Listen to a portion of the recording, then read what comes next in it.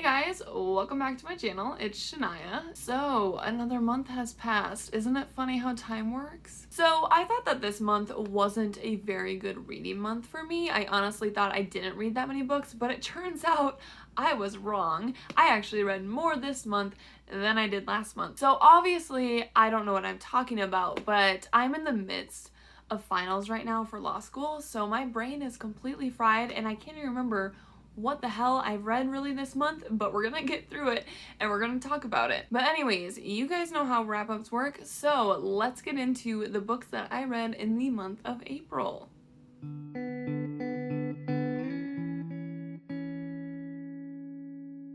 Okay, to get started with this wrap up, we're going to do it like we do all the other ones. So let's start with the statistics. I'm going to tell you guys my stats for the month of April and compare them to the month before. In the month of April, I read a total of 11 books, which is more than March, where I only read 10. So we really improved there, you know, one up, yeah. As for the pages that I read a total of 3,182 pages compared to last month, which was 2,953 pages. As to the genres that I read this month, I read 1 dystopian, 1 fantasy, 1 historical, 3 contemporaries, 4 romances, and 1 graphic novel. And then as to my ratings, I had an average of 3.22 compared to March, which was 3.55. So we got a little bit more critical this month. So those were all my stats. Now, before we get into each individual book, I do quickly want to say that I decided to do something just a little bit different in regards to these wrap-ups, and it's actually more of a challenge for me. And that is, I had this inspiration to basically come up with a song that was going to portray every single book. That's what we're gonna do. I'm gonna tell you guys all about these books and add a song on to the end. So with that, let's get into the very first book. Okay, what should I start with? Should I start with the bad ones first? Like get all the bad ones out of the way and let you guys trash on me? Should we do that? No, we'll start with a good one first and then we'll get to the bad ones. So the first one that I'm going to be talking about that I read in the month of April is A Quiet Kind of Thunder by Sarah Bernard. This book is a YA contemporary that focuses on a relationship between 2 young characters. So we have our main character whose name is Steffi, and she is a selective mute. And then we have Reese, who is a new student to the school, and he is deaf. So because Steffi does know some sign language, she gets paired with Reese to show him around the school and get him used to everybody and introduce him to all the other students. And after that, they end up forming a really good friendship, and then eventually their relationship turns into romance. This book reminded me so much of The Fault in Our Stars by John Green. It's basically just like that, but instead of the characters having cancer, you have 2 characters that have a different sort of language to everybody else. We have a selective mute and a person who is deaf. I cannot say if this book had adequate representation in this book in regards to people who are mute or deaf. So if you guys have read this and you have any like experience or anything to say about it and you think that this is a good representation or it's not, I would be really curious to know, so you guys should let me know down below in the comments. But overall, I really enjoyed this book. I thought it was so cute. I started crying at one point. It was so adorable. Overall, I ended up giving this book a 5-star rating. Like I said, I thought it was so good. And as to the song that I decided to pair with this book that I just feel like it really represents it is Please Notice by Christian Leave. Okay, since we just did a 5-star book, let's go on the flip side and talk about my 1-star book. Oh my god, this book was terrible. So that book is Imagine Me by Tahira Mafi. This is the final book in the Shatter Me series, and it was a complete letdown, complete disappointment.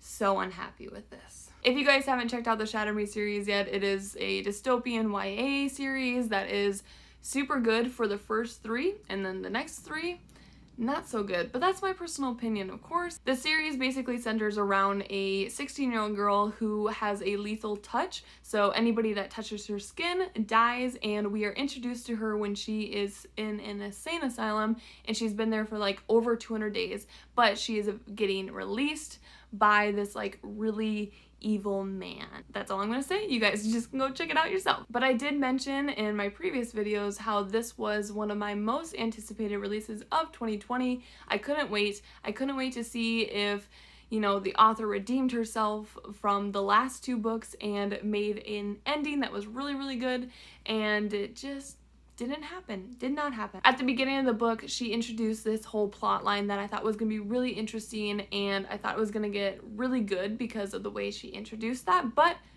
it literally didn't matter for the rest of the book. The whole premise of the rest of the book was exactly like the 5th book, which is Defy Me. It literally was the same exact plot, but put into this book with just a little bit different circumstances. It was so dumb. The ending was completely rushed. There was so much action and so many loose ends that needed to be tied, and then they were just completely written as fast as possible in the last, like, I don't know, 5 pages. There was so much more that we needed to know about each individual character, and it was just like put in a tiny little bow and there you go. Like, that was it. Anyways, I gave this book 1 star. Literally 1 star. 16-year-old me is probably dying inside right now because of the fact that I gave a Shatter Me book 1 star, but it deserved it. And I'm not going back on that. If you guys loved it, that's great. But it just, like, it was such a disappointment for me. I could go on and on. I could do a whole rant review on this, but we won't get into it. So let's move on to the next book. Okay, so the next book is one that I was very excited for, and it was kind of a letdown, but that book is The Sorcery of Thorns by Margaret Rogerson. So this book was very hyped, and a lot of people seemed to love it, but for some reason, I did not. So let me explain to you exactly why. So this book is about a girl who grows up in a library, and it's not just a typical library, you know, with your typical books. It is a library full of grimoires, and grimoires are basically books that can come alive, you know, like Harry Potter style. That's what those are. So she grows up there and she wants to become an apprentice or something, basically a warden of the library to protect the books so that they don't get out and harm people. But tragedy strikes this library, and our main character Elizabeth is accused of a crime, and she is sent to the Capitol, and the person who is in charge of taking her to the Capitol to face her charges is a sorcerer. Now, sorcerers are the enemies of anybody that works in these libraries, these wardens of the libraries. They are completely enemy. But the person in charge of taking her to the Capitol is the sorcerer Nathaniel, and yeah, we have an enemies to lovers thing happening. Now, normally, I love that, but was it good in this book? No. I think that this book started out really good. It had a really great start to it. I was really intrigued with like the first 50 pages, and then as soon as they got to the Capitol, it just fell flat. The writing was not my favorite. I really disliked that I felt like an outsider in the story. Basically, things would start kicking up towards the end of a chapter, and then you'd be like, okay, cool, like we have some action, and then all of a sudden, the action would just stop and you'd get to like the next chapter and it would be like, okay, well, a few days passed and you're like, what? We were just in the middle of like a battle scene or something. And all of a sudden now we're 3 days later, and then the main character would have to like recap on what happened instead of just like letting us, the reader, be a part of the story. I literally hated it, and it happened over and over and over again. I was like, are you joking? Why do you keep like advancing? And it happened with a huge event at the end of the story. Literally, like the last chapter was recap of what the hell happened at the like climax of the story. And I was like, you couldn't just let us be a part of that? Like, I can't spoil it. I ended up giving this book 2 stars just because of the strong start that it had, but it was not gonna go up anywhere from that 2-star rating because I literally could give a shit less about this book anymore. Okay, the next book is one that I've been wanting to read forever, and I finally got to it. Very happy that I did, and that book is The 7 Husbands of Evelyn Hugo. So I've already been a pretty big fan of Taylor Jenkins Reid based on Daisy Jones and the Six, so I was very excited to get to this book, and I have to say it wasn't as good as I was expecting it to be, but it was still good nonetheless. So this book is about Evelyn Hugo, who decides that she's ready to tell her story and she wants to make a book based off of her life. So she hires Monique, a journalist who recently got divorced and is having just a hard time, so she hires her to write her biography. The whole book is basically telling Evelyn's story and focusing on her career as a Hollywood actress during the 1950s through the 1980s, and we get to learn about each of Evelyn Hugo's 7 husbands. The book is basically divided up by sections with each of her 7 husbands, and then we also get to learn about a forbidden love. So everybody that reads this book seems to absolutely love it, and I have to say it was very good, but is it on the same level as Daisy Jones and the Six? No, I don't think so. I think that that book just had way more heartbreak, and I felt way more connected with those characters than I did with Evelyn Hugo, but I do think she's still a good character. I have to say, Taylor Jenkins Reid does a really good job of making really complex characters that are just like really not the best people, but you just can't help but like them. I think that the messages behind this book are very important, and if you guys are thinking about reading it, I definitely think you should. Overall, I gave this book 4 stars, and for the song that I want to pair this one with, I think I'm gonna do California Dreaming. I think that that song is just gonna work with this one. There's probably way better songs out there, but I just can't think of one right now. But overall, I really did enjoy this book. Okay, so the next book that I read this month was actually a graphic novel, and that was Saga Volume 1 by Brian K. Vaughan and Fiona Staples. So how do I want to describe this book? This book was like a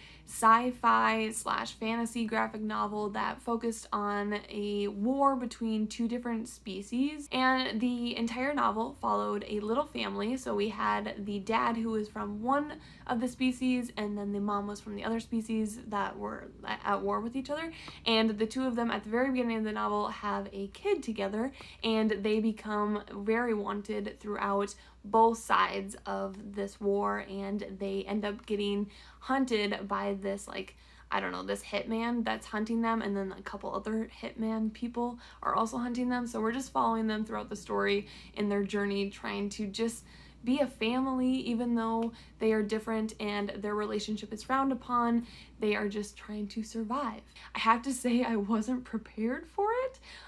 It was a lot more graphic. I guess, well, it's a graphic novel, but like it was a lot more adult than I thought it was going to be, and the like graphics in the book were a lot more like rated R than I thought they would actually be. But regardless, it was a cute story. I think that it probably will get a lot better going through the rest of the series, so I'm excited to read those other volumes as well. For my rating, I ended up giving this book 3 stars, and for a song, dude, I don't know a song. I'm already sucking at this challenge. I wanted to make this challenge, but I'm sucking at it. I will do better next month. I say that now, but I'll do better next month, I swear. Alright, so moving on. The next book that I read this month was actually the first book that I read this month, but we're not going in any order, obviously. But that book was The AntiVirginity Pact by Kate Wismer. So Kate is actually a booktuber, and she announced earlier in April that she was coming out with her own book, and it was very exciting. I was just so excited that it's happening for her,